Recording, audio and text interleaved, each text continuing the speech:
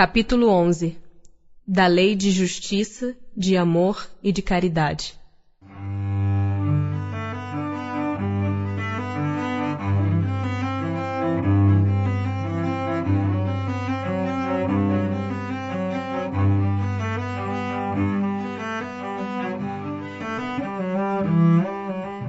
Justiça e direitos naturais. O sentimento da justiça está em a natureza ou é resultado de ideias adquiridas? Está de tal modo em a natureza que vos revoltais à simples ideia de uma injustiça. É fora de dúvida que o progresso moral desenvolve esse sentimento, mas não o dá. Deus o pôs no coração do homem. Daí vem que frequentemente, em homens simples e incultos, se vos deparam noções mais exatas da justiça do que nos que possuem grande cabedal de saber. Sendo a justiça uma lei da natureza, como se explica que os homens a entendam de modos tão diferentes, considerando um justo o que a outros parece injusto?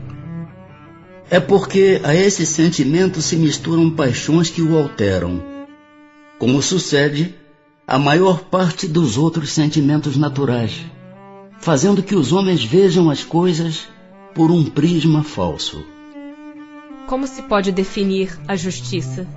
A justiça consiste em cada um respeitar os direitos dos demais. Que é o que determina esses direitos? Duas coisas: a lei humana e a lei natural. Tendo os homens formulado leis apropriadas a seus costumes e caracteres, elas estabeleceram direitos mutáveis com o progresso das luzes. Vede-se hoje, as vossas leis, aliás imperfeitas, consagram os mesmos direitos que aquelas da Idade Média. Entretanto, esses direitos antiquados, que agora se vos afiguram monstruosos, pareciam justos e naturais naquela época. Nem sempre, pois, é de acordo com a justiça o direito que os homens prescrevem. Demais, este direito regula apenas algumas relações sociais, quando é certo que na vida particular há uma imensidade de atos unicamente da alçada do tribunal da consciência. Posto de parte o direito que a lei humana consagra, qual a base da justiça segundo a lei natural? Disse o Cristo: queira cada um para os outros o que quereria para si mesmo. No coração do homem imprimiu Deus a regra da verdadeira justiça, fazendo que cada um deseje ver respeitados os seus direitos. Na incerteza de como deva proceder com o seu semelhante, em dada circunstância, trate o homem de saber como quereria que com ele procedessem em circunstância idêntica.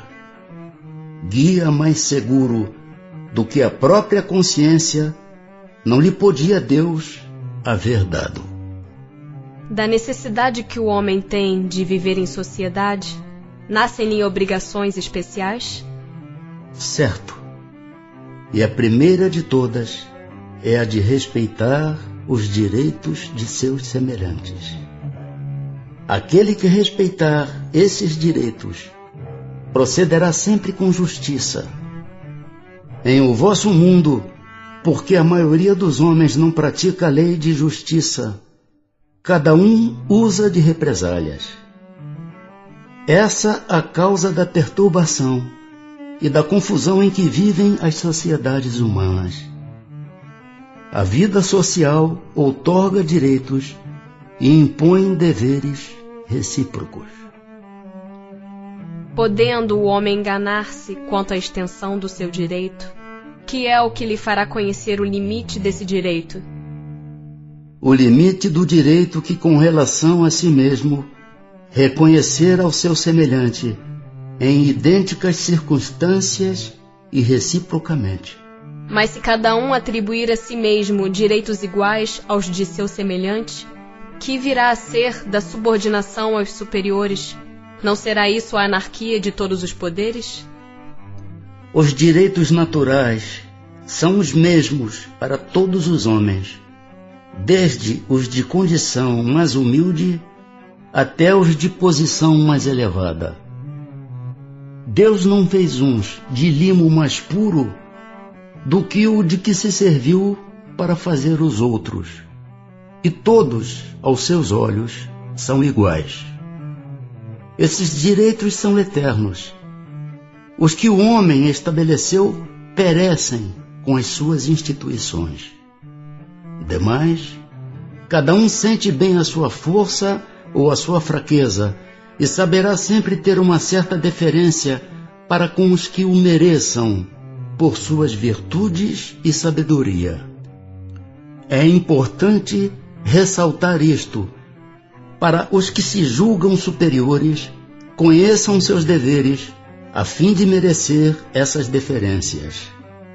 A subordinação não se achará comprometida quando a autoridade for deferida à sabedoria. Qual seria o caráter do homem que praticasse justiça em toda a sua pureza? O do verdadeiro justo, a exemplo de Jesus, porquanto praticaria também o amor do próximo e a caridade, sem os quais não há verdadeira justiça. Direito de propriedade. Roubo. Qual o primeiro de todos os direitos naturais do homem? O de viver.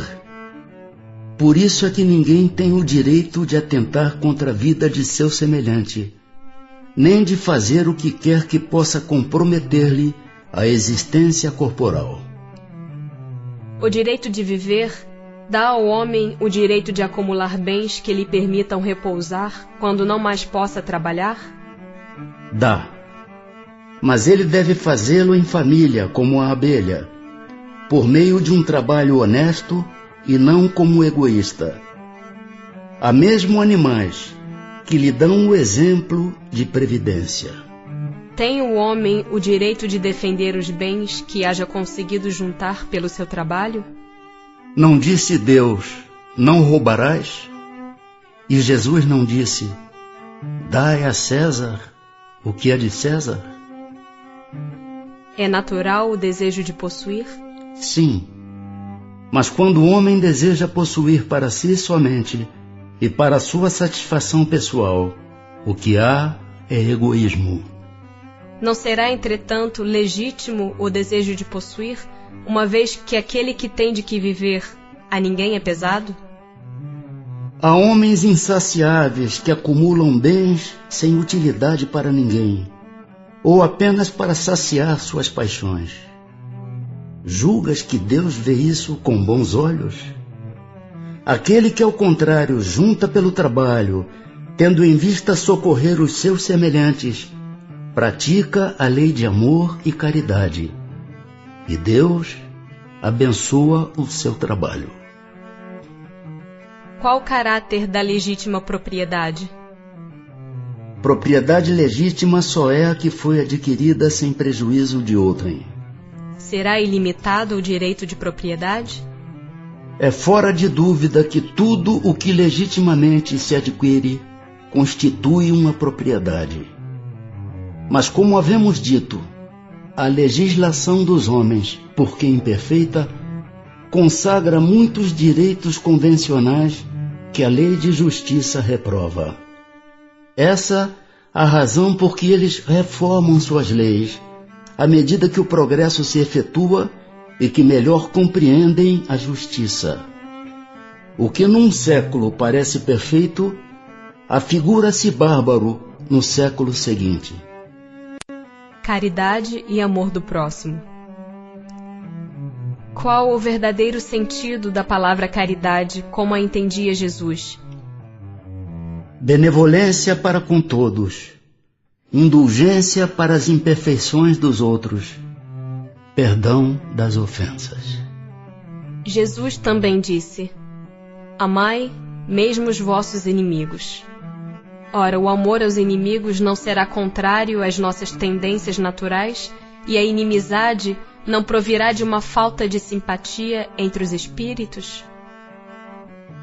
Certo, ninguém pode votar aos seus inimigos um amor terno e apaixonado. Não foi isso o que Jesus entendeu de dizer. Amar os inimigos é perdoar-lhes e lhes retribuir o mal com o bem. O que assim procede se torna superior aos seus inimigos, ao passo que abaixo deles se procura tomar vingança. Que se deve pensar da esmola? Condenando-se a pedir esmola, o homem se degrada física e moralmente, embrutece-se. Uma sociedade que se baseie na lei de Deus e na justiça deve prover a vida do fraco sem que haja para ele humilhação. Deve assegurar a existência dos que não podem trabalhar, sem lhes deixar a vida à mercê do acaso e da boa vontade de alguns. Dar-se-á reproveis a esmola? Não. O que merece reprovação não é a esmola, mas a maneira por que habitualmente é dada. O homem de bem que compreende a caridade de acordo com Jesus vai ao encontro do desgraçado, sem esperar que este lhe estenda a mão. A verdadeira caridade é sempre bondosa e benévola. Está tanto no ato como na maneira por que é praticado. Duplo valor tem um serviço prestado com delicadeza. Se o for com altivez, pode ser que a necessidade obrigue quem o recebe a aceitá-lo, mas o seu coração pouco se comoverá.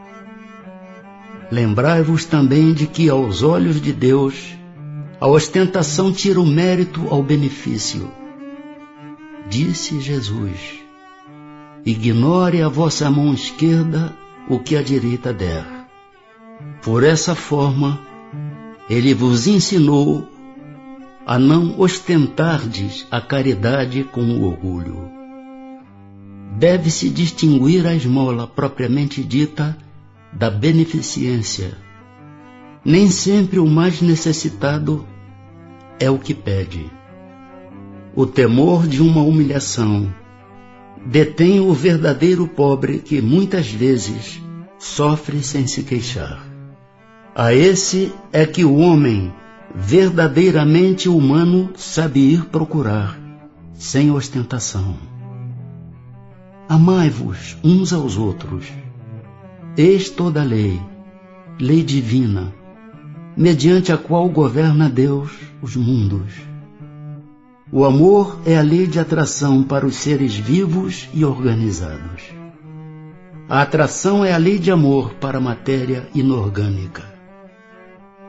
Não esqueçais nunca que o espírito, qualquer que seja o grau de seu adiantamento, sua situação como reencarnado ou na erraticidade, está sempre colocado entre um superior que o guia e aperfeiçoa e um inferior para com o qual tem que cumprir esses mesmos deveres. Sede, pois, caridosos, praticando não só a caridade que vos faz dar friamente a esmola que tirais do bolso, ou que vos ousa pedir, mas a que vos leve ao encontro das misérias ocultas. Sede indulgentes com os defeitos dos vossos semelhantes, em vez de votardes desprezo à ignorância e ao vício, instruí os ignorantes e moralizai os viciados.